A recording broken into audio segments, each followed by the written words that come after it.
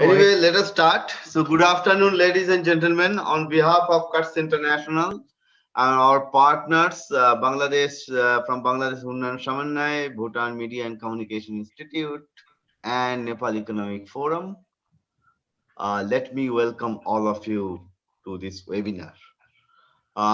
We have scheduled it for about an hour, but it may go slightly beyond that. So, let me start with that quote-unquote warning.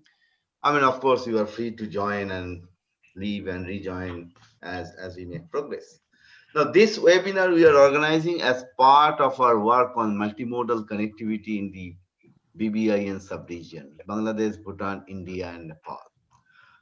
Now, you may wonder that while we are talking about rather working on multimodal connectivity in the BBIN sub-region, why is it that we are doing a webinar on Kaladan Multimodal Trade and Transit Project, which is in Myanmar?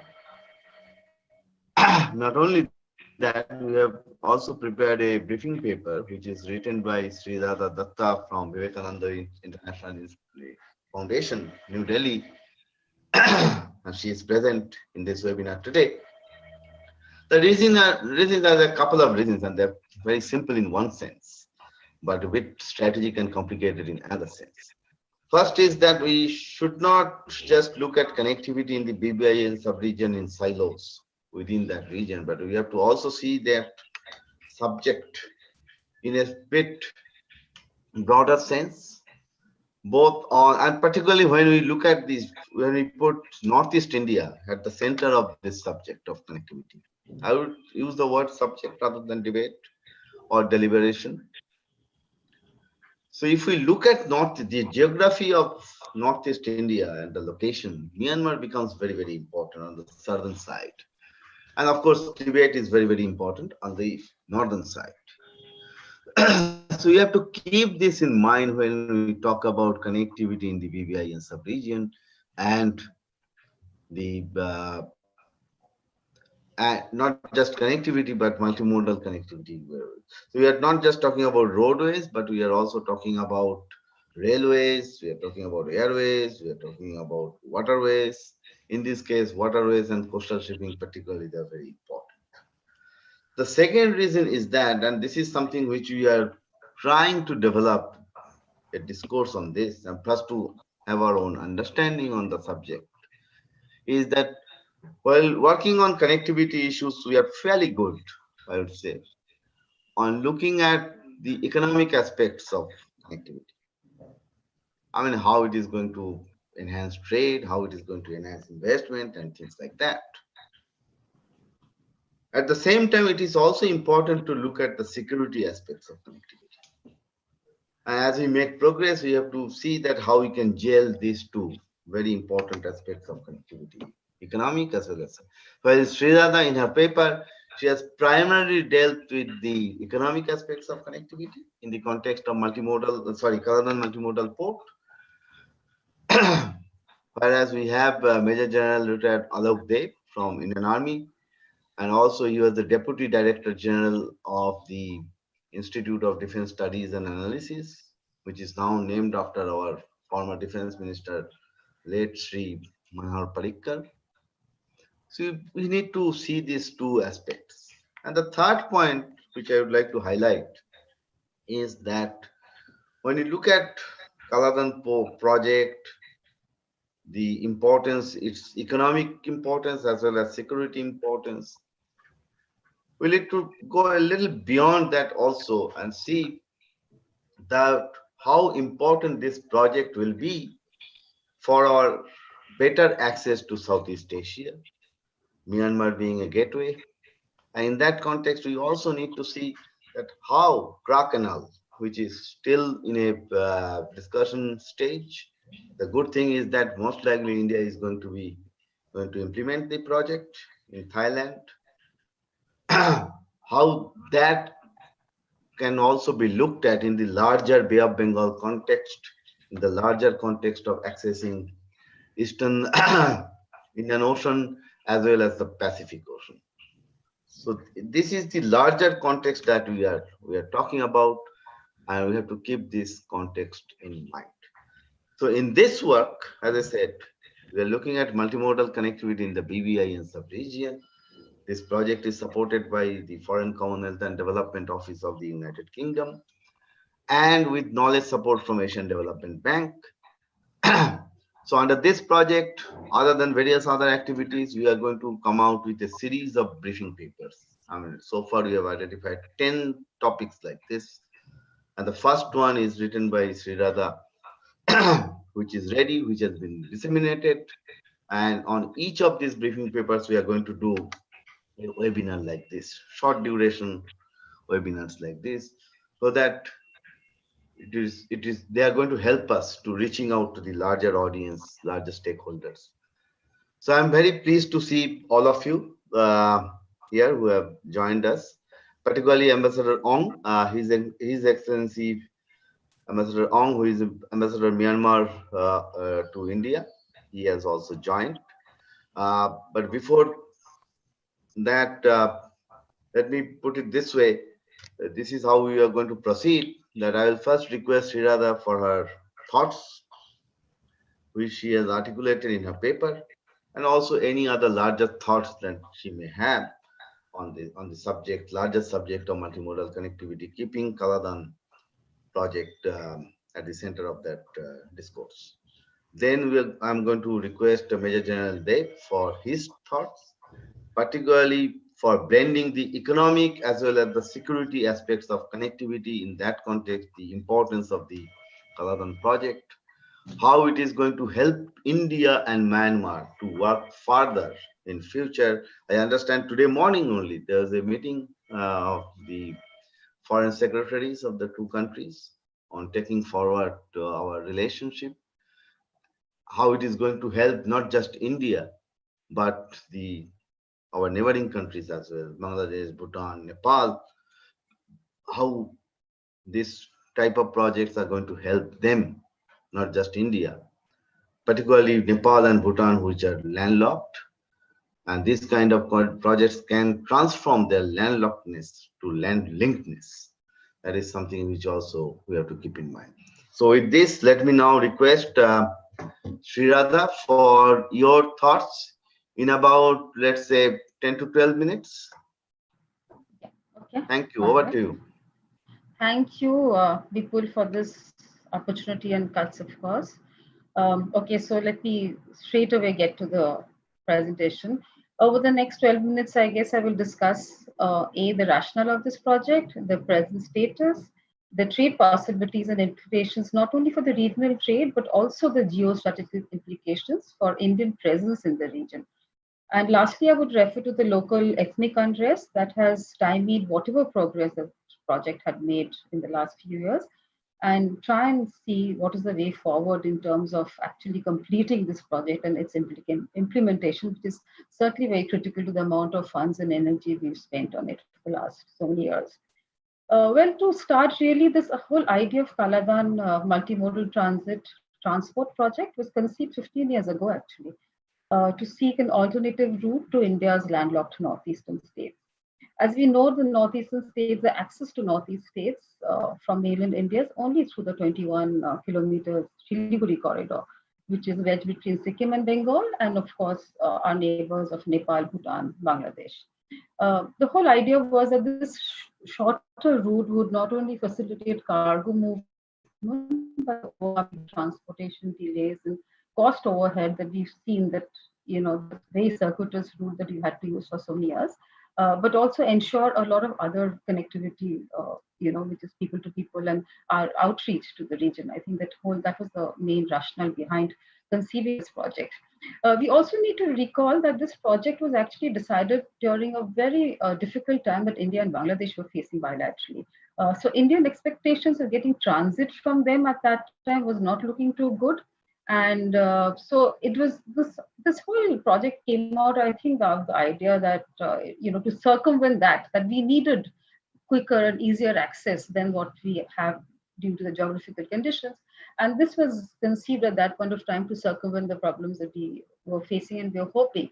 Of course, that situation has changed, and we'll come back to that later when we explain this further on. So what what is this route and mode of the Kaladan multimodal project? It connects the eastern Indian seaport of Kolkata with Sitwe port, which is in Rakhine state, through a 539-kilometer shipping route.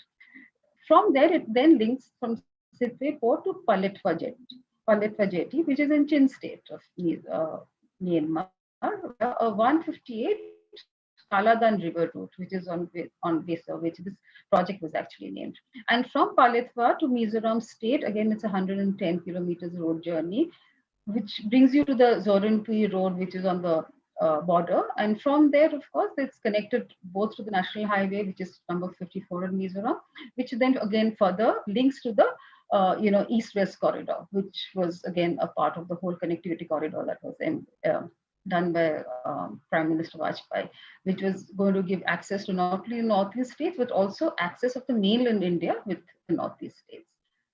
That was how the physical connectivity was done. So what are the five? So this project has five components to making this finally functional. First, of course, is the construction of an integrated port and inland water transport terminal at Sitwe. To do that, you also needed to reclaim land, and a lot of dredging had to be undertaken. We also had to develop a navigational channel along the Kaladan River from Sitwe to Palatwa. Also a construction of an inland waterway, again at Palatwa, and construction of 7 inland waterway barges with a capacity of 300 tons for basically the transport on the river route. Also that highway, which needed to be done from Paletwa to Zoranpui, which I just mentioned, and then which links you to not only the other states, but also to mainland India. As we speak now, all of the components are almost ready, which includes the Sitwe port, the Paletwa jetty. The dredging of the river has been done, so it's in functional state. The construction and the unloading of the terminals have been done. The terminals have been done. The barges are ready and has been in fact also handed over to Myanmar government. It was early this year, 2020, that the port operators for Sitwe as well as Palitwa was approved, and I think they were supposed to. I mean, of course, this whole thing that happened from March has delayed the process again. But the fact that port operator through the regular process was actually selected and I think were appointed. I'm not sure whether they're actually functioning there, but it was a work in progress really. Kilometer road, which is Paletwa for Zoranpui, the final leg of the Kaladan project is actually still underway. I mean, that's the last lap, which is so that has clearly from 2008 when it was conceived and it actually started, I think 2010, it has had enormous delay. Also, that has also ensured that the budget has shot through the roof. From initial estimate was of course 535 crores in 2008. The latest estimate which we have is from 2015, where it talks about inauguration in 2024 at an estimated cost of nearly 3,000 crore. But I'm sure by the time it's actually functional, the financial implications will be far more. But the point is that if this project actually can take off from the ground, it actually holds a lot of significance for India and a lot of which but first and foremost, let's look at the trade. We're also looking at building a land customs station at Zoranpui, and many other trade facilitation measures are being taken both at borders and examination of investment possibilities. Also, again, something that Cuts and others have been working at, developing regional value chains. I mean, it's a clear possibility with the transport infrastructure being developed, and finally, when it comes into play, it's highly possible that given the links that we have, its regional value chains will certainly find some space here. The idea, of course, of building a economic zone at Sitwe has also been part of the plan. But again, all of this depends really on how the project really takes off. As of now, we've seen that this project has a potential of using 20,000 tons vessels of each. I mean, I think each ship would be about 2,000 to 3,000 ton ship.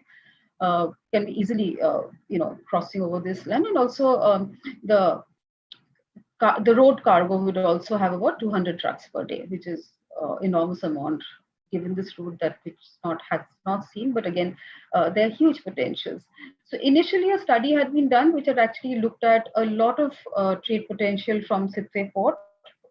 From Myanmar, that is, which includes, I mean, a lot of these products actually going to Bangladesh, going to Thailand, going to other parts, and we are assuming that if Sitwe and Kolkata port could be linked through this, which it will be, which it has, a lot of these projects, which it includes not only the oil and gas, which is of course a main product of the region, but fishery and marine products, which is right now there's in fact a pretty robust export material going from Myanmar to other parts, including eastern region.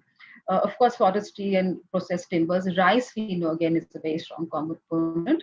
And again, when you're talking about value chains and developing these economic zones, we're looking at agriculture and fruits and other materials which can be easily passed over and which again is in demand, and there's a lot of growth and all that.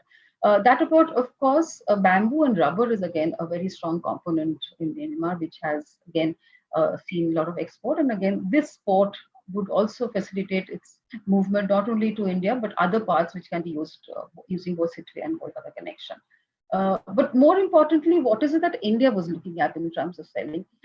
As you would know that even today, despite the circuitous route which is earlier used, iron and steel is in great demand, given the fact that a lot of manufacturing is taking place in Myanmar. A lot of infrastructure development is still underway in Myanmar.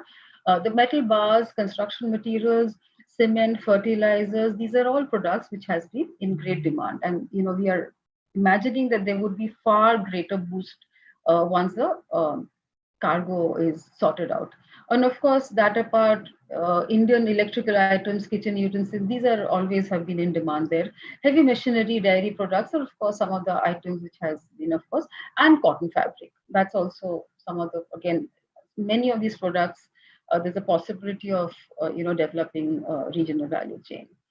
Well, that apart from the trade, I mean, while, I don't think that trade is actually going to be transformational, honestly. It's going to take time for it to kick in and for it to, but what this project actually holds far more important in terms of implication is the geostrategic implication.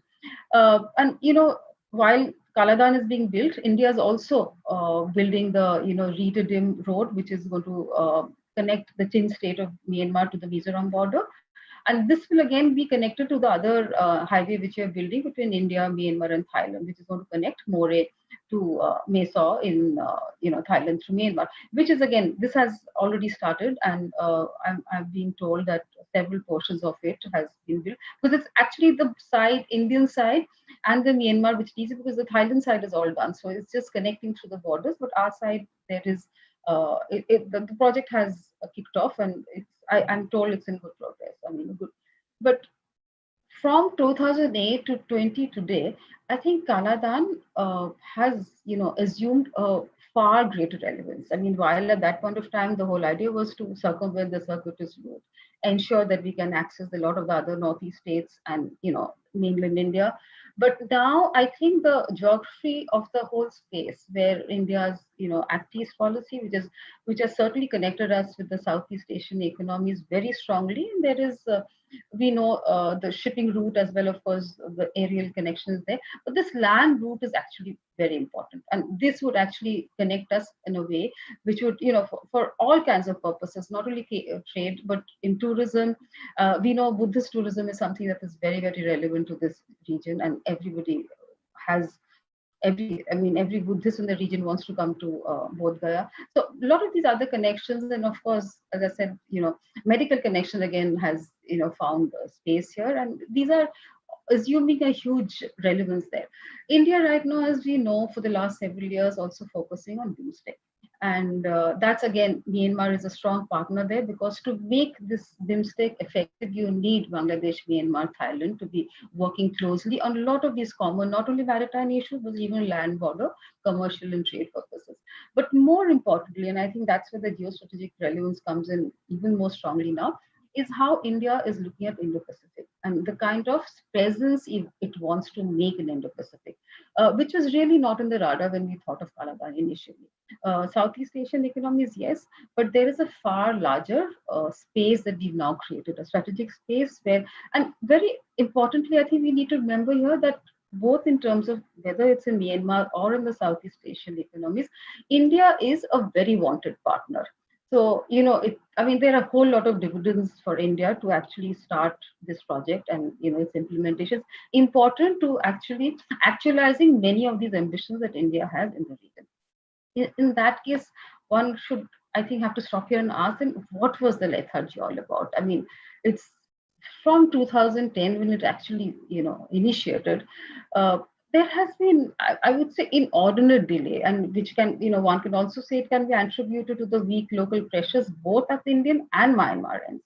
We've, ad nauseum, we've seen excuses by the bureaucracy about how, so many implementation was not possible, so many things took time. All that is true because the geography is actually difficult. It is a difficult terrain, but all that was also considered when the project was undertaken. So I don't see how those, post facto excuses can be kicked in.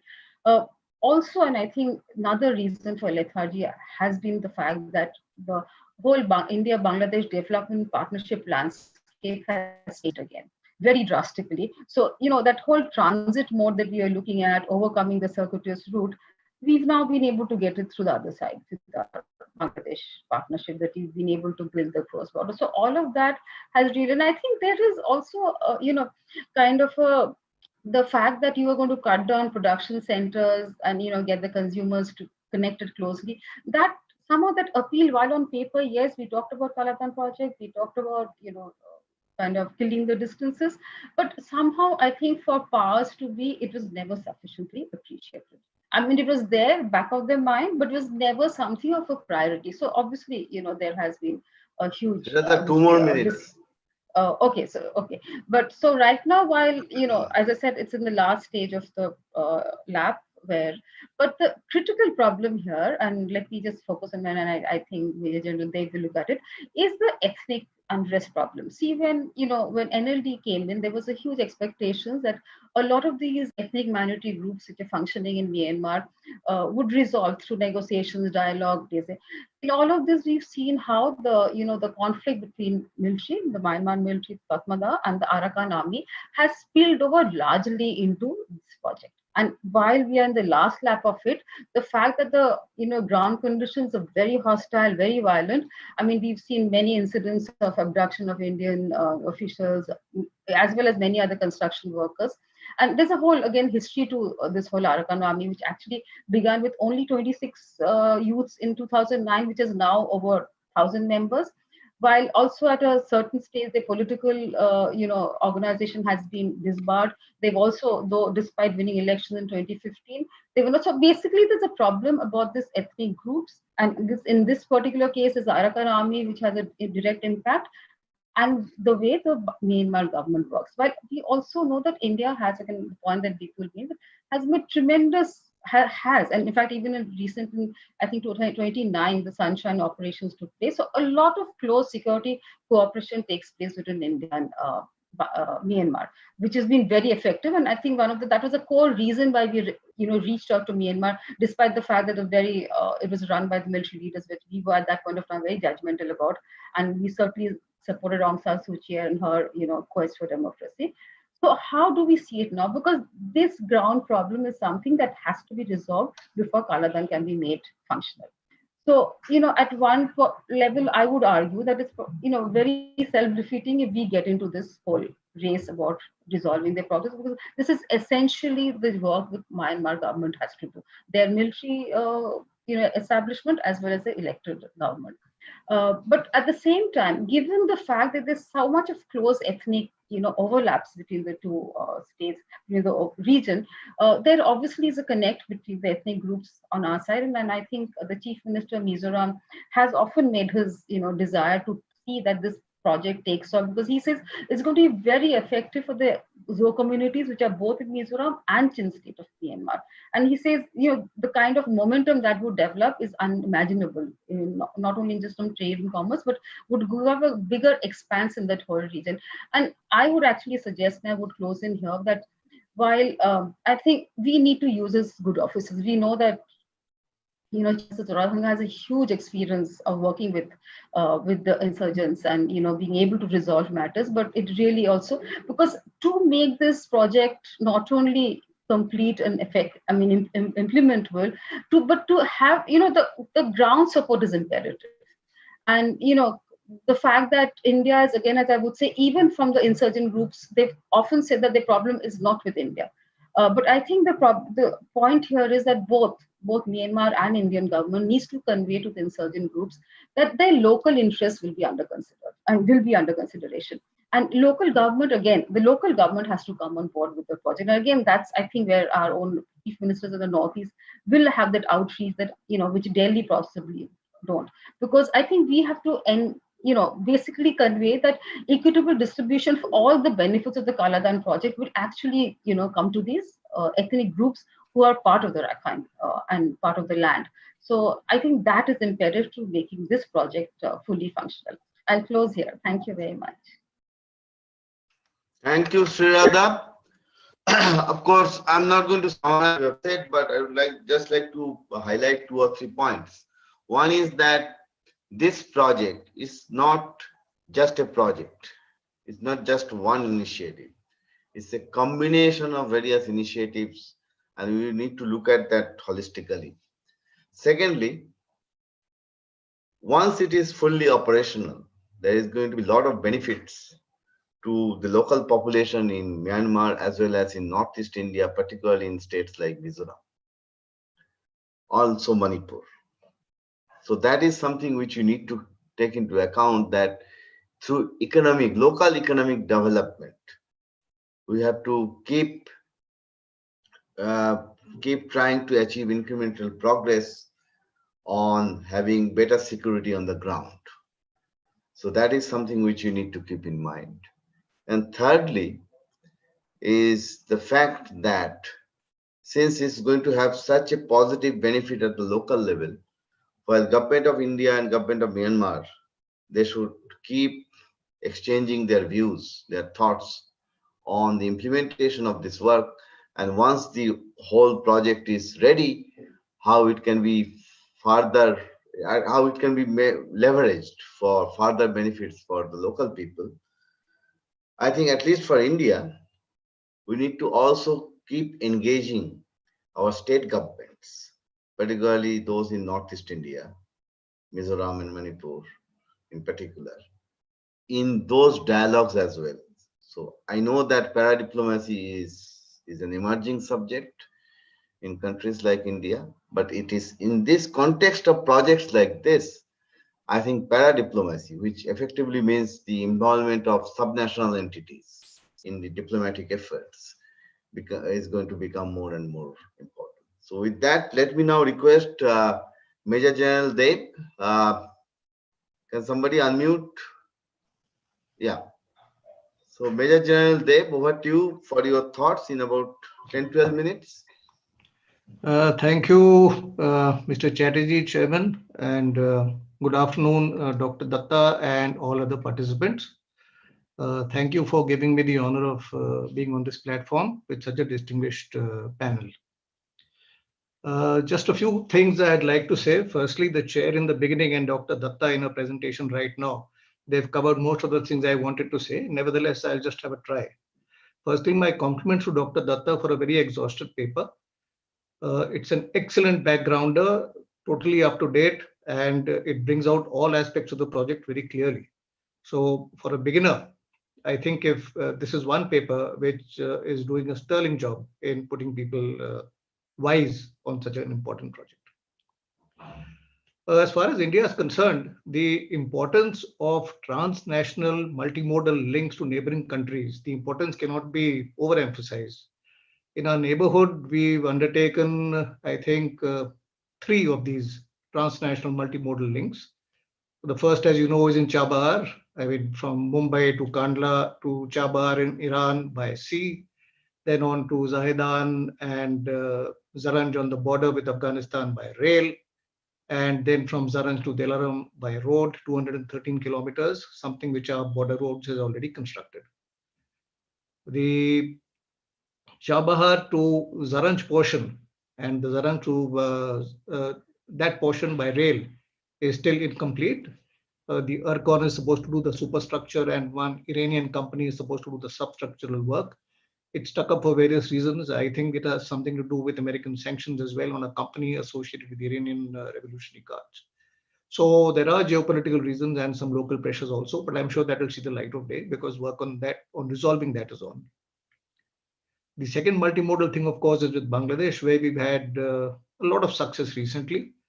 As you know, now we have a number of road and rail link connectivities with Bangladesh. You can go by road, you can go by rail, you can go by a combination of inland uh, road, inland rail, and various things.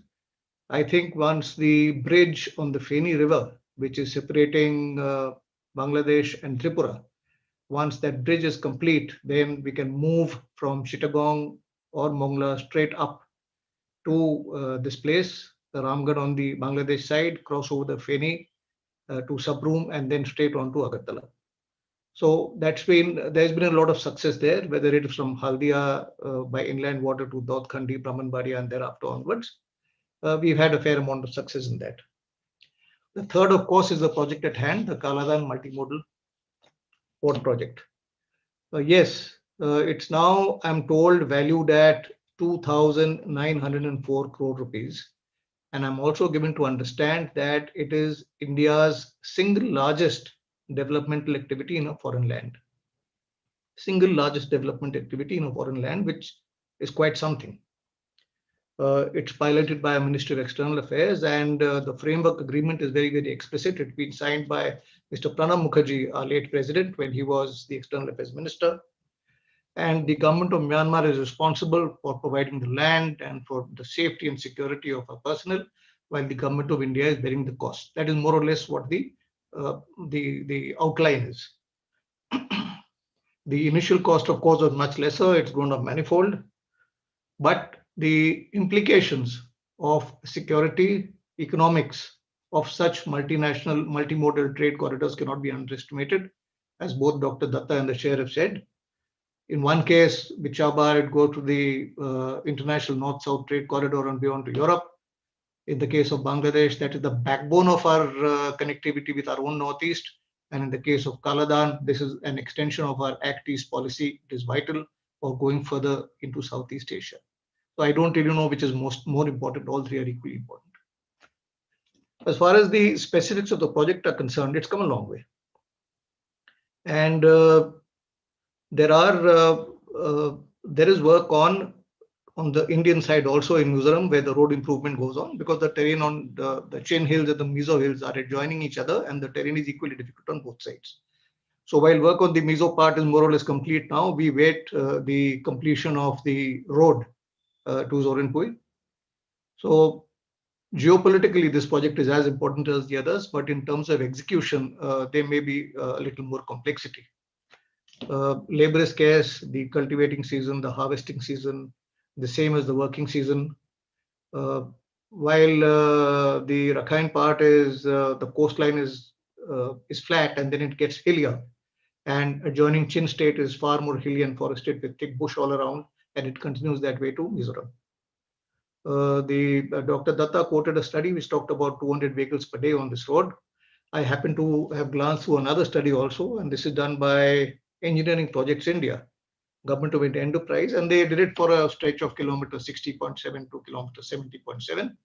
And they also came to a figure of around 200 based on the capacity of Paletwa to handle cargo. And adding a few military vehicles and civil vehicles and escorts, they came to a grand total of 232. Of course, this study was about 2 or 3 years ago. The tender came out in, I think, 2018. And one has to understand that all this is predicated on the cargo handling capacity at Paletwa, the infrastructure which is developed there at Paletwa to handle the cargo, the barges themselves which are coming, and the capacity of the Kaladan River itself. We have to remember that the Kaladan is not just a small river. The Kaladan is a big river. There used to be pleasure cruises on this in luxury steamships once upon a time. The advertisements are still there on the internet, and I'm sure that I'm not too sure whether they're still on, but I'm sure that they will start again whenever it happens. There was talk about how Bangladesh has opened up now, and therefore there are many more options. True. In 2019, we got access to Chittagong and Mongla ports. Before that, we did not have access to these ports. So straight away the question comes to mind that, well, why not put all eggs in the Chittagong Mongla basket? So that would not be very prudent. While Chittagong's cargo handling capacity as per its website is quite substantial, even so, the fact is that Kaladan by itself, once it is developed, and once the special economic zone at Sitwe is developed, and once the capacity of the ships which are coming to dock at Sitwe increases, then this project takes on a life of its own. More than that, it's a gateway to the Northeast from Myanmar. It's a test of our commitments, it's a test of our capacity, because this is a project which has been hanging in the balance for quite some time. So we're going to see this through. And it is not just for Myanmar, it is also for others to see that India can do such a difficult project. Because as I said, complexity-wise, this is probably the most difficult. Kaladan will continue to have relevance as an alternate route, also because of its location, because of its connectivity with the Trans-Asian Highway, which will come sometime. This project has an importance of its own.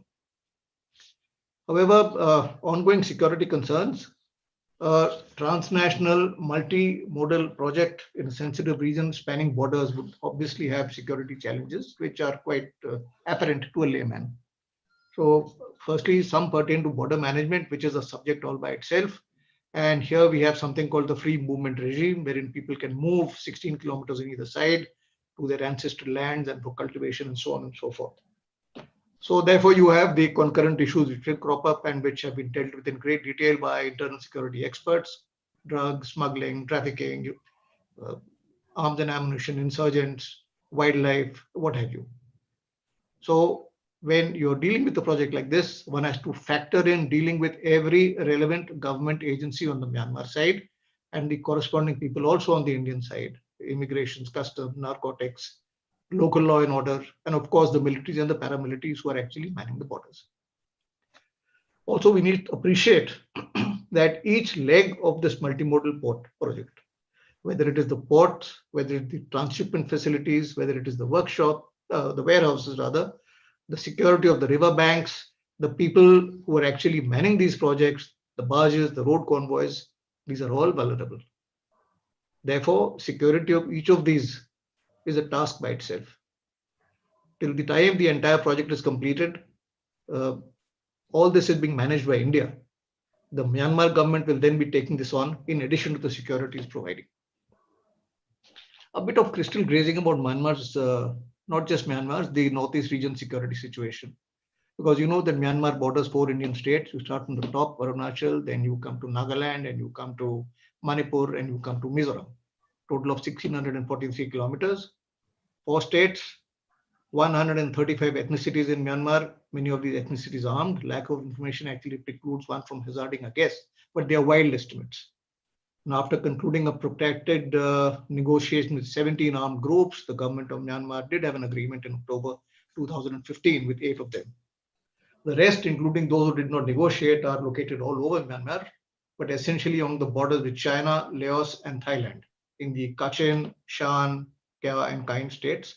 Not, of course, to forget the Indian insurgent groups, which are also based in that area and which are also causing a fair amount of trouble for the Indian security agencies. Rakhine State, or Arakan as it was earlier known, is the second most populous state in Myanmar. It has a coastline, it has a hilly hinterland, and it is adjoining Chin State, which is hillier and has the Mizo Hills as the adjunct. Rakhine is also the center, the start point of Myanmar's COVID pandemic. The Arakan army, which was just talked about by Dr. Datta, it draws material sustenance from its comrades in Kachin State, but operates in the Rakhine and Chin states. It directly impacts the Kaladan project. As per a report which has been authored by the International Crisis Group, this is an independent think tank which deals with security issues, and it's based in Belgium. The report of June this year, I'm going to read this out to you. I quote: "The armed conflict being waged between government forces and the ethnic Rakhine Arakan army in western Myanmar is currently the most serious by far of the country's multiple decades-old internal wars, with some of the most sustained and intense fighting seen in many years.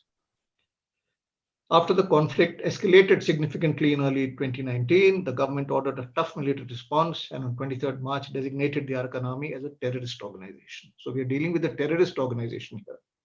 The trajectory of the conflict is alarming, complicating problems in a state already traumatized by the separate crisis, resulting in the violent expulsion of 700,000 minority Rohingyas. Over the last 18 months, clashes have increased in regularity and intensity. The geographical scope has expanded and the civilian toll has grown. Despite the significant loss of life on both sides, nothing suggests that Myanmar's military is wearing down the Arakan army or degrading its ability to operate. But nor is there reason to believe that the Arakan army can achieve its aim of greater political autonomy on the battlefield. So this is where we are. So we know that there is a situation there. And certain incident which this report doesn't capture, the Myanmar army carried out a parachute drop on the 10th of March this year. They suffered casualties. Some people were captured and killed. As expected, there was collateral damage. As per one report of the Chin state officials, around 8,000 people have been internally displaced and about 60,000 people have been materially affected. As a matter of fact, in June this year, the United Nations World Food Programme pushed through a single tranche of 165 tons of emergency food and nutrition into the area of Paletwa town. So though the Arakan army has control over large portions of Rakhine and claims Paletwa, though Paletwa is, I think, 15% Rakhine and 85% Chin, the saving grace is that policy-wise, it has not voiced any opposition to the project or to development in the region. Yes, there have been issues in between, as has been brought out by the previous speaker. But what might transfer after the November 2020 election will have to be seen. Also, we have to factor in another point. There's a gentleman called Anders Kaur who has published a study called China's Diplomatic Terrorism in Myanmar, where he claims that 95% of the Arakan army's funding comes from China, in addition to the uniforms, weapons, ammunition, and such like. The other major player in the region, of course, is the Arakan Rohingya Salvation Army, Rohingya Muslims whose origins are in controversy in Myanmar. Today, they comprise around 4% of the Burmese population. It is learned that they were even enlisted by the British to fight the Japanese during the Second World War. Rumored to be supported by the ISI, with weapons supplied by Pakistan and China, the ARSA has no shortage of recruits from its ethnic population. So far, there are no specific reports of the ARSA acting against this project.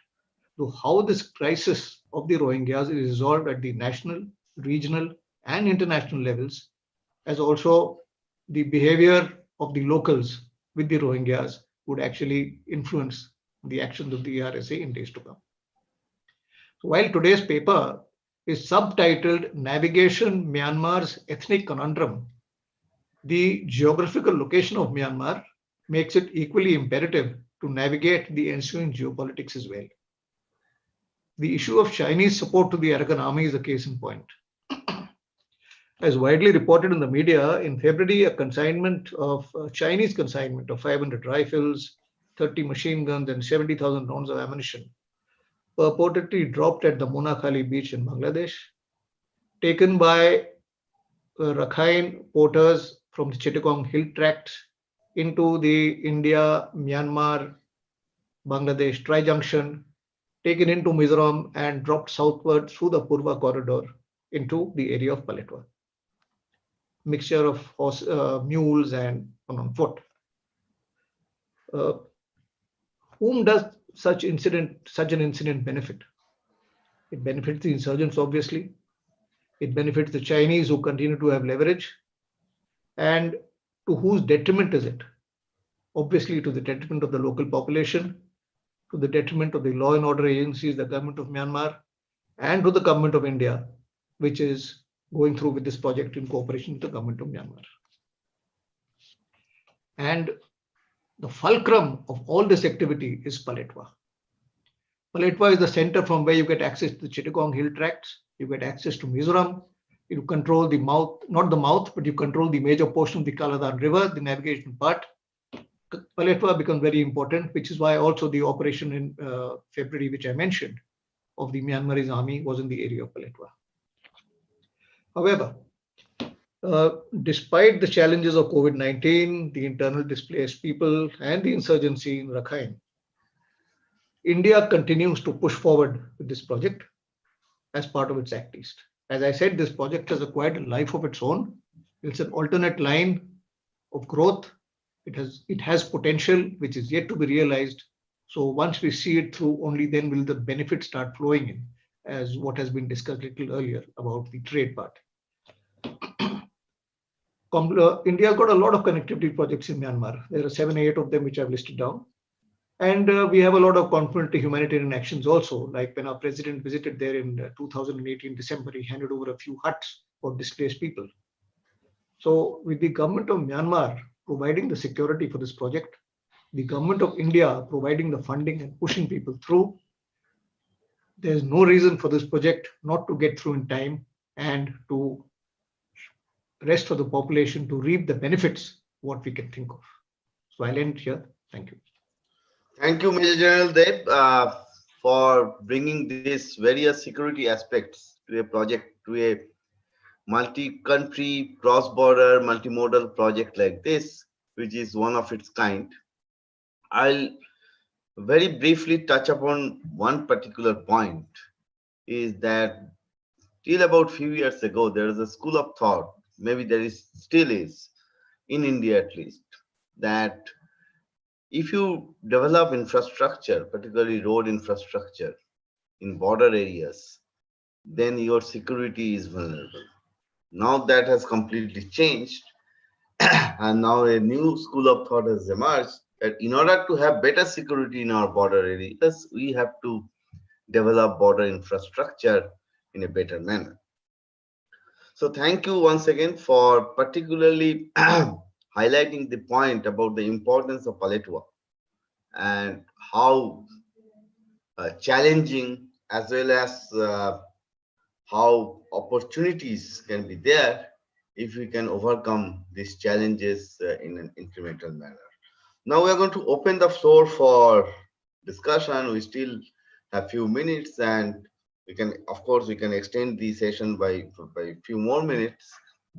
We have a number of very distinguished participants which I can see, and I would request, we have already received a few questions which will come there later, but I would first request Ambassador Ong, if you want to share your thoughts on the subject which we are discussing. Ambassador Ong, Prashant, can you unmute Myanmar Embassy? I think we are having some issues, technical issues maybe, but let's see how it goes. But before that, if I may ask Ambassador Pinak Ranjan Chakraborty, our former ambassador to Bangladesh, about his thoughts on the subject which we are dealing today in this webinar, particularly and also in general about this project. And one question which has come is that the geopolitical or geostrategic importance of this project may have changed as a result of our increased connectivity initiatives with Bangladesh.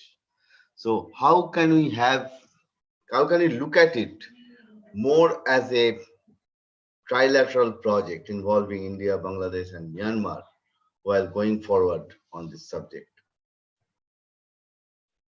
Host, can you, Ambassador Chakraborty? Yeah, I'm here. Thank you very much, and it's great to listen to all of you, and good to see you all again. Well, one thing, let me say that that there is no alternative to connectivity if you want development and prosperity of your own people. And of course, politics tends to trump economics in many ways.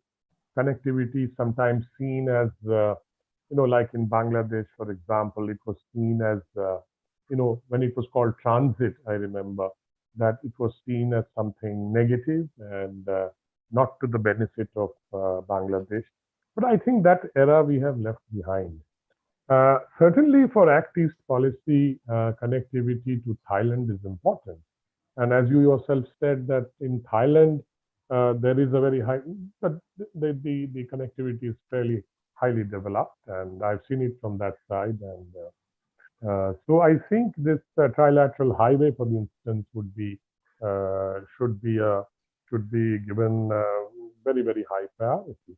But as we see now, is that the Kaladan project and the connectivity projects that we now have with Bangladesh are helping all the countries.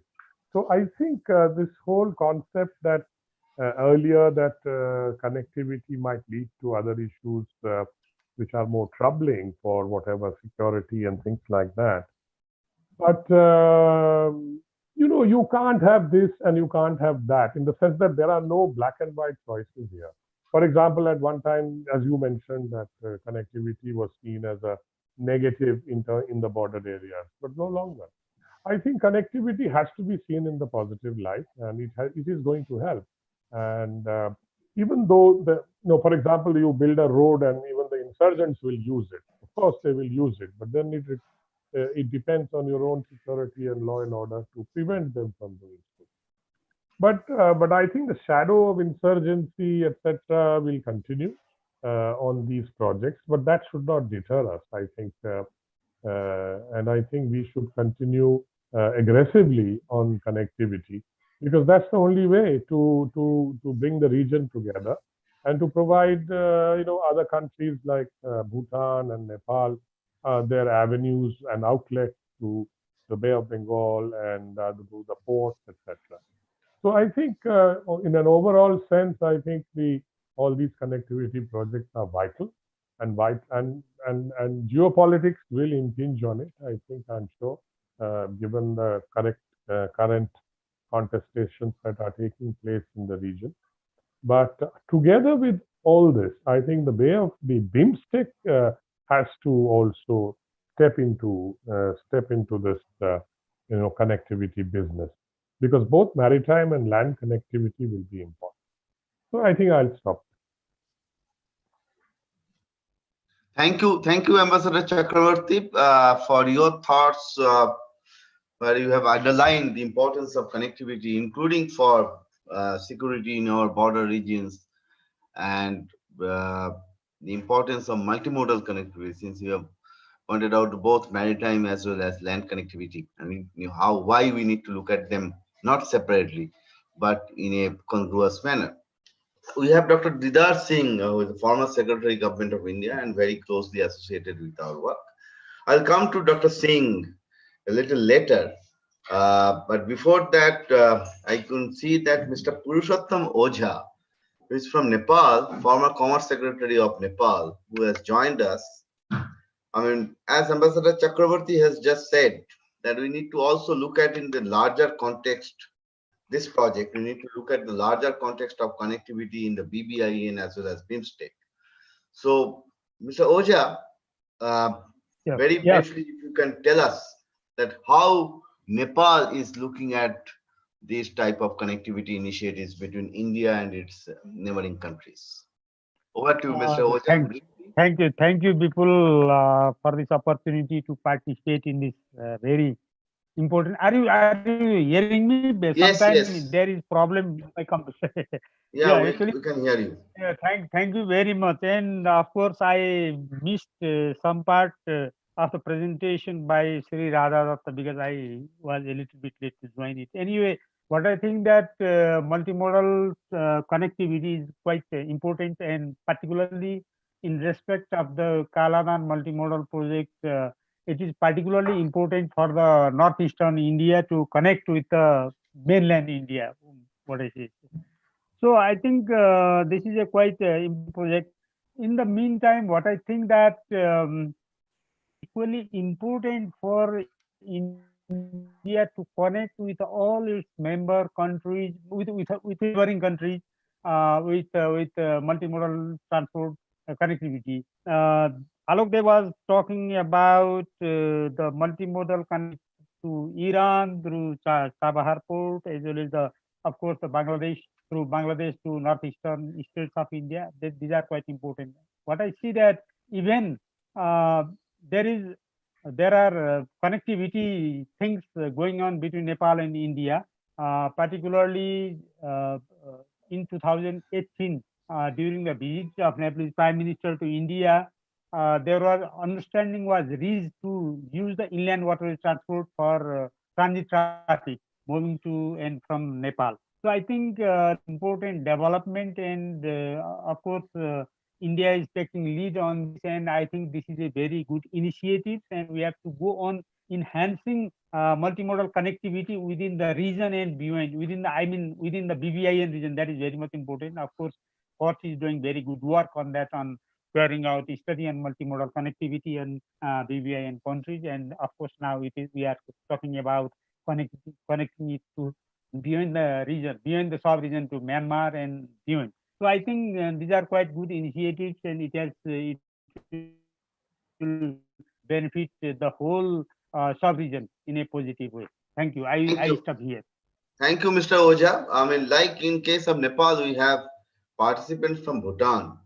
So I would request Shivraj Chetri, Mr. Chetri, if you can briefly share your thoughts on how Bhutan is looking at these initiatives. The same question, I mean, more from the perspective of Bhutan, because of the fact that this particular project is about enhancing connectivity between India and Northeast India, sorry, Myanmar and Northeast India in particular, but it doesn't stop there.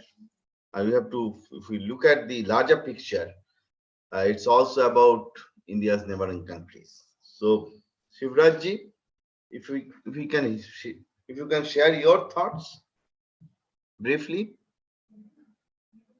Shivrajji, are you there?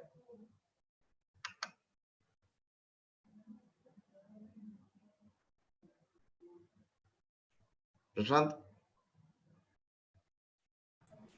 Sir, he is there but not responding, I think. I think there's a technical issue. Let me come to Mr. Manohar Hussain from Bangladesh. Mr. Hussain, I mean, you are an expert on waterway transport. So this particular project is not just about, as I said in the past, in the very beginning, that is a combination of land connectivity, water connectivity, and here we are talking about maritime as well as inland water. So how do you think that Bangladesh is looking at this type of projects? Okay, what are the possible benefits that Bangladesh can get as a result of this project, including what are your thoughts on over time, not now of course, on making it more from bilateral to trilateral, and then let's see, I mean, how we can expand the circle. Over to you, Mr. Hussain, briefly. So you know that Bangladesh and India, are two neighboring countries, and they have, connectivity and other transport connectivity and other projects since the, independence of Bangladesh in 1972. And especially, I want to focus on the inland waterway. And as Ambassador Pinakaranjan rightly described, that there were some, problems in the mindset and regarding the connectivity project, but that era has gone. We are smelling and we are enjoying in a little bit more enlightened situation currently, and there are many projects undertaken jointly by India and Bangladesh. Development of navigability of two states which have been declared as the route primarily maintained for Indian transit traffic. That is one stage in the river Brahmaputra, that is from Sirajganj in Bangladesh up to the border, just downstream of Dhubri in Assam. And the other stage is in Meghna River, that is Meghna and Borak Valley, that is from Ashuganj in our country up to the Jokhiganj area. So that progress is now underway.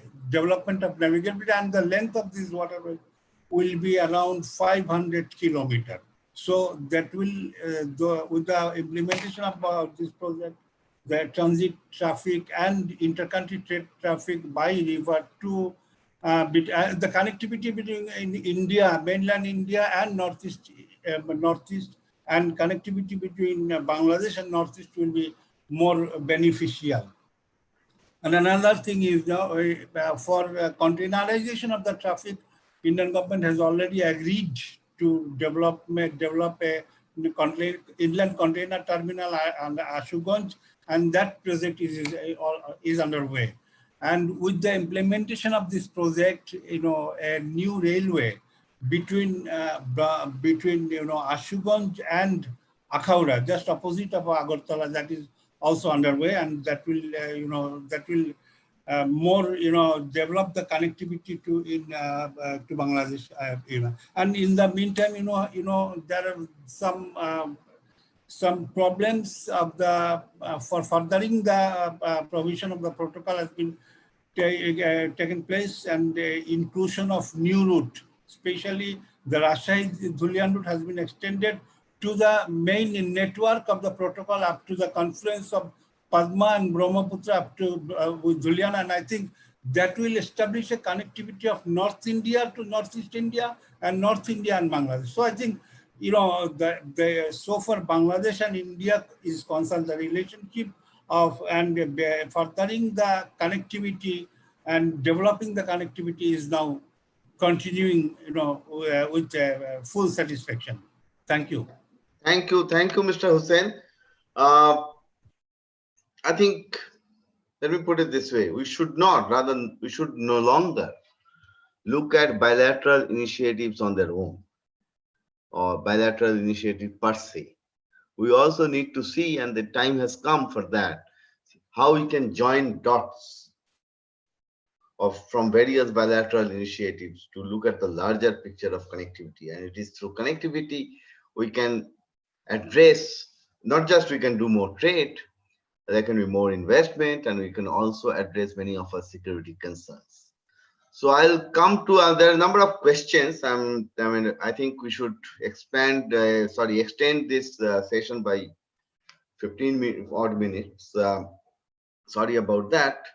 I'll come to some of those questions which are, I think, very, very important. I'll pose them to both of you.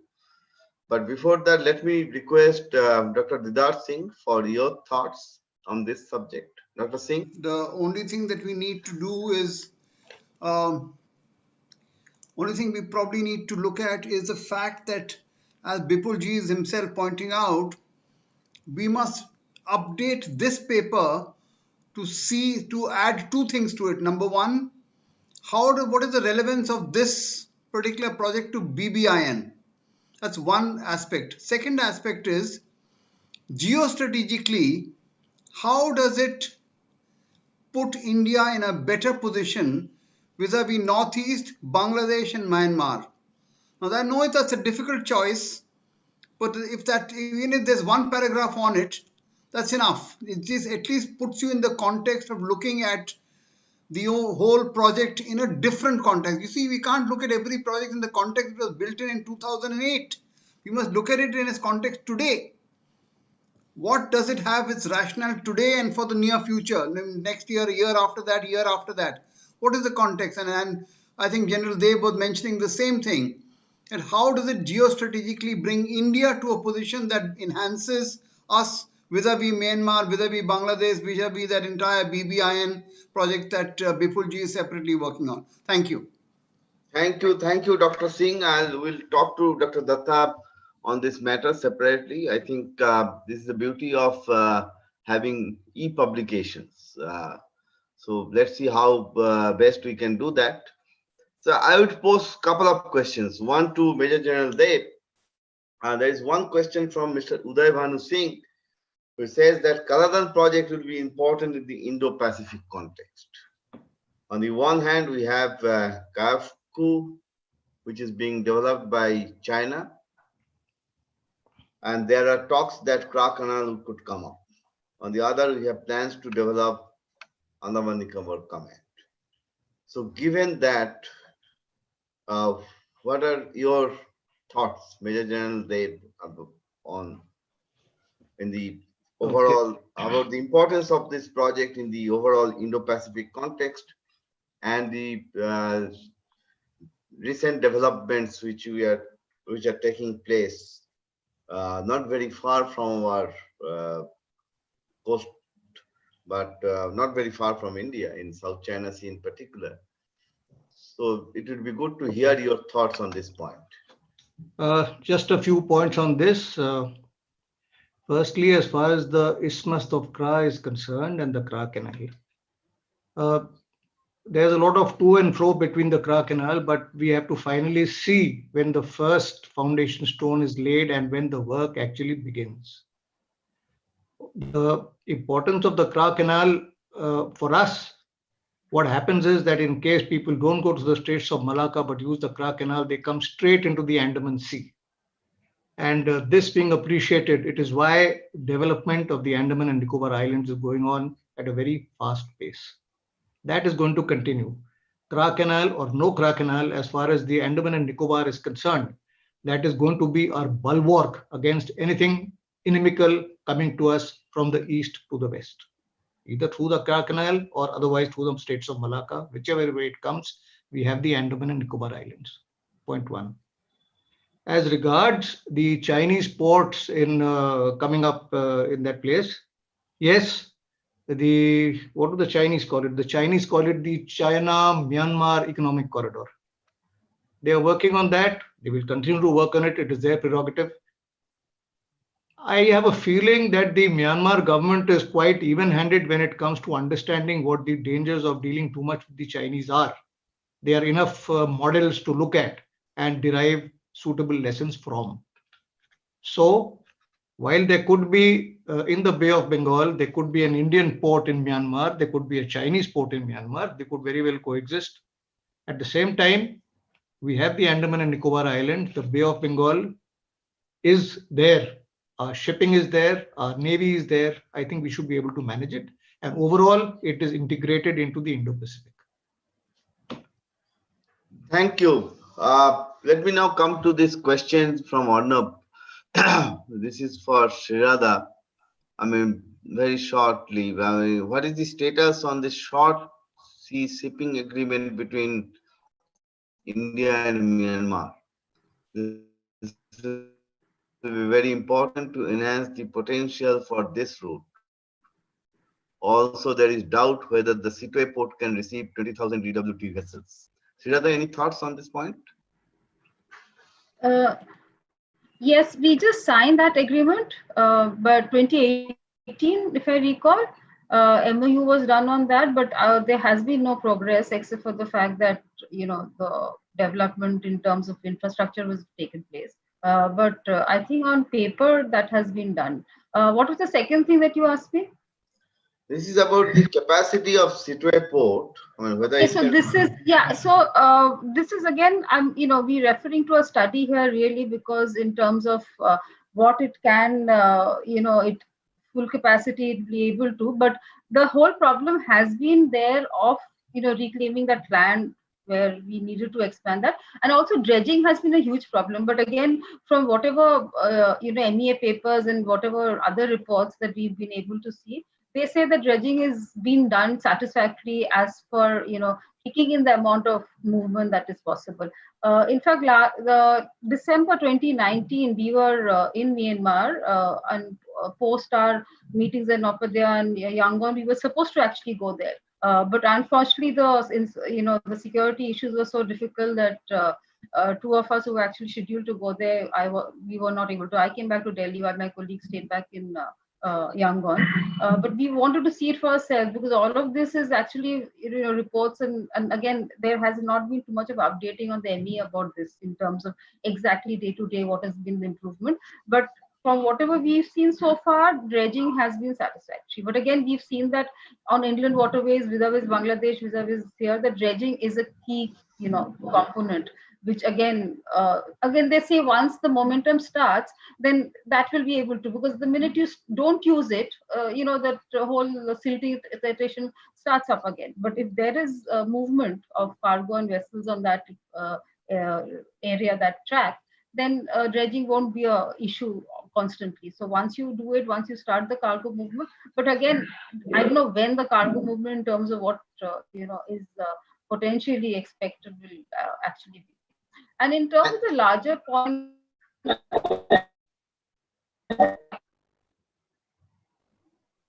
Yeah, go ahead.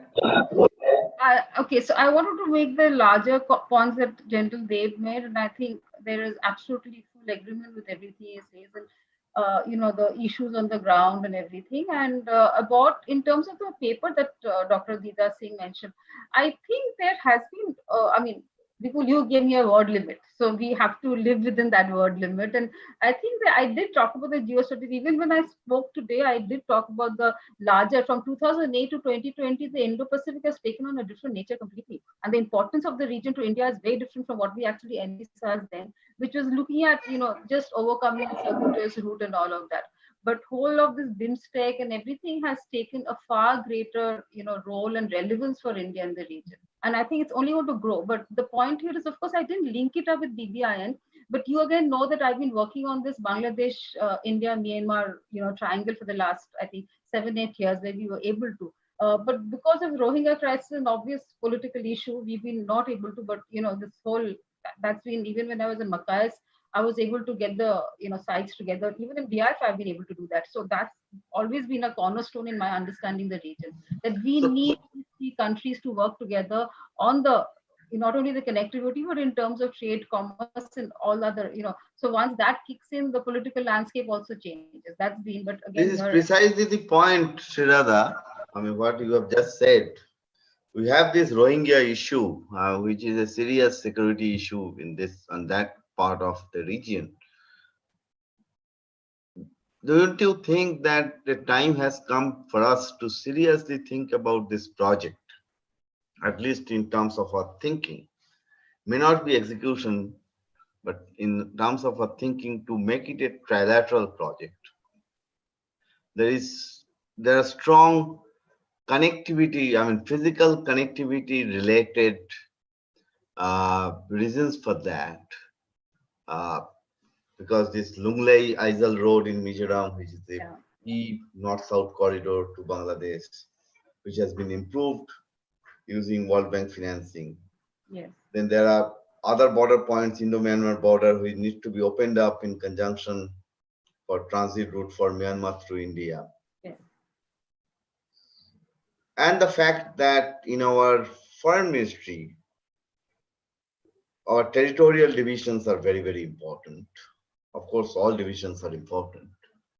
But in this case, our territorial division, it covers the relevant territorial division, it covers Bangladesh as well as Myanmar. So that, what you call a coordinated approach is not much of a difficulty. So don't you think that we should seriously start thinking about making it a trilateral project? I have some reservation about this. I mean, as I said, I've been trying to do this right from 2014 when I first held the India-Myanmar-India Triangle dialogue. I held that in India, in Kolkata. I took that to Dhaka, which was attended by the Foreign Minister and Foreign Secretary from Bangladesh and High Representation of Myanmar. I was going to replicate that in Yangon, but we had at that point of time elections there, so you're not able to. But so that has been on. We brought them to here in VI about exactly a year ago. And it was very, very, the fact that politically, there is an argument about what is happening there. But again, my conversation with my Bangladeshi counterparts as well as friends from Myanmar, everybody wants to do it. But the reservation here is actually when we were doing this dialogue, when I reached out to MEA, they were not very happy in supporting it. I mean, it was of course a VIF dialogue that we had done. It wasn't tracked to anything of the sort, but you put it under they would, I mean, I don't know why, what was the issue. I actually met many of these officers who are working, on this particular territory, as you said. But there seemed to be reservations about how they were apprehensive about how the two governments won't be able to align. While India was happy to support, but I found that. But anyway, we still went ahead with the conversation, and it was Things might have changed now. I hope so. Things are changing quite fast. Now, before from Bangladesh and Myanmar, they were happy to look at ways that they could actually converge on. Despite at that point of time, the Rohingya issue was really very highly critical. So despite that, the fact that they came, the fact that they were able to discuss matters frankly says a lot. And I certainly support the fact that I think it will be greater for the region if all of us work together. That convergence is important to make us great, bring greater Thank you. benefits. Thank you. Before we conclude, thank you. And before we conclude, I'll request Major General Dev for his concluding thoughts. But before that, we have Pushpa Chetri from Bhutan, and she's about how Bhutan is thinking about these initiatives and what kind of benefits that Bhutan is likely to get or perceived to receive from connectivity initiatives like this. So over to you, Pushpa, very briefly. Thank you very much, Sir Vipul. It is very interesting to hear from all the experts. I would like to highlight something that we could learn from this project. For our multimodal project, connectivity project, is that we are looking at gender mainstreaming. We are looking health concerns. We are looking at the environmental and climate change issues. I would like to maybe request somebody to highlight how these issues have been tackled in this project. So thank you, Pushpa. That's very interesting and very important. In our briefing paper, since it is a briefing paper, we have not gone into the details. I'm sure that scholars like Shirada and many other scholars, they must have worked on it and were working on it. These are all very important issues. The gender impact or impact on women's economic empowerment on a project like this, impact on environment, impact on other marginalized communities. So definitely we're going to keep that in mind as we make progress in our work. So with that, let me now request Major General Dev for your concluding thoughts. Then I'll finally come to Shirada for her concluding thoughts. We have a couple of more minutes. 1 minute each. Thank you, Vipul. The question which you threw about India, Myanmar, and Bangladesh working together. Yeah. It's geography-wise, it's an imperative. Strategically, it's an imperative. Is it the opportune moment today? Question mark. Geographically, yes. Strategically, yes. Economically, yes. Politically and situation on ground, no. I think I must be blunt about it, because I think right now, and I would love someone to contradict me with facts and figures, I think today the relationship between these two countries is at its nadir. And this will continue till such time that they come to some sort of an accommodation over this issue of 700,000 refugees. India is treading a very fine line. We have two important neighbors. Both are equally important to us. Both of them are very important to us for connectivity reasons and for our security reasons. We cannot afford to look at one and disregard the other. And we have to be sensitive to their individual respective concerns. So while I repeat, geographically, yes, economically, yes, strategically, yes, timing wise, maybe we have to let them resolve this issue. We hope it can be resolved, or at least brought down from the tempo at which it is right now. Thank you. Thank you, sir. Shirada, your final thoughts?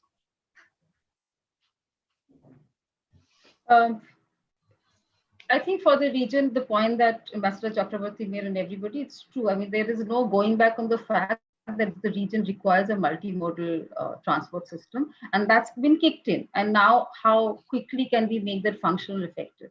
A lot of the stuff with Bangladesh is in place already. With Myanmar, it's been very slow. And I think, let's not go back as to what was the delay and whatever.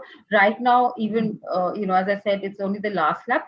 But again, this whole political, this ethnic quagmire is something that we are aware of. It's not new to Myanmar.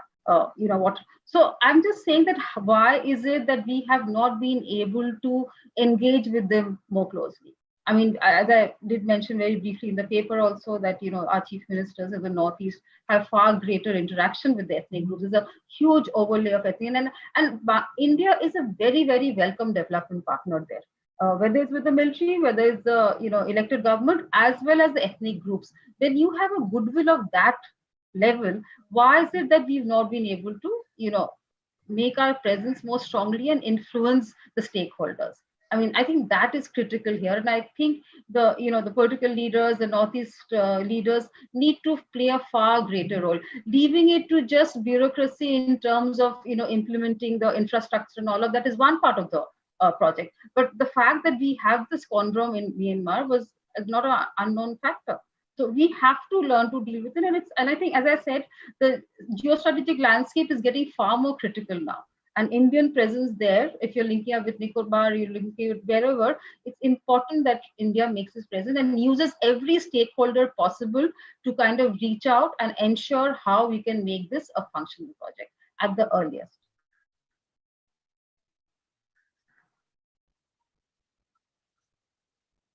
Thank you, Shirata. The long and short of this project, just in terms of numbers, the number of kilometers of roads built, or the number of ports built, trade enhancement, investment opportunities. Of course, all of them are important, but at the same time, and more importantly perhaps, is the stories which are there. Stories about the people on the ground. Those who are likely to be benefited as a result of these projects, and those who are likely to be challenged as a result of these projects. So we need to get these stories from the ground. And that is something which our initiative intend to do. We are trying to do that. We always try to see what kind of incremental progress that we can make. So with that, let me come to an end, close this meeting. Thank you very much, everybody. I think it is a very fascinating discussion. We have learned so many new things. Of course, we are going to keep in touch with all of you. And as I said in the beginning, this is just the beginning of a series of webinars that we are going to do as part of our work on multimodal connectivity in this sub-region. So we have identified 10 topics for writing the briefing papers. And on each of them, we're going to have meetings like this. Maybe our future webinars, we could extend the time till 1.5 hours, so that we have a little more time for discussion. And on the possible revision of this paper, I'll talk to Dr. Datta. Shirada, I'll talk to you and see the best which we can do.